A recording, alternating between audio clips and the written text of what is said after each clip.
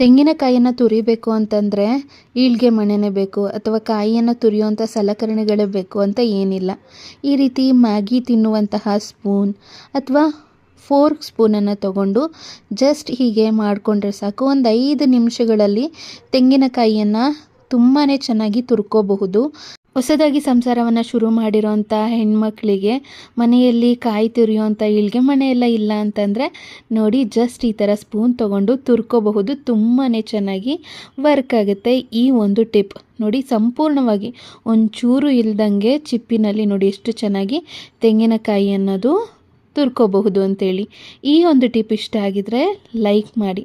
ಮನೆಯಲ್ಲಿ ಮಕ್ಕಳು ಹಾಕೊಳ್ಳುವಂಥ ಬೆಳ್ಳಿಯ ಕಡಗ, ಬಳೆಗಳು ಮತ್ತು ಬೆಳ್ಳಿಯ ಕಾಲ್ಗೆಜ್ಜೆ ಕಪ್ಪಾಗಿದ್ದರೆ ಕೋಲ್ಗೇಟ್ ಪೇಸ್ಟ್, ಯಾವುದೇ ಒಂದು ಪೇಸ್ಟ್ ಜೊತೆಗೆ ಒಂದು ಸ್ವಲ್ಪ ಬೇಕಿಂಗ್ ಸೋಡಾನ ಮಿಕ್ಸ್ ಮಾಡಿ ತೊಳ್ಕೊಂಡ್ರೆ ಕಪ್ಪಾಗಿರೋ ಬೆಳ್ಳಿ ಪಳ ಪಳ ಹೊಡೆಯುತ್ತೆ. ಹೆಚ್ಚಿನ ಟಿಪ್ಸ್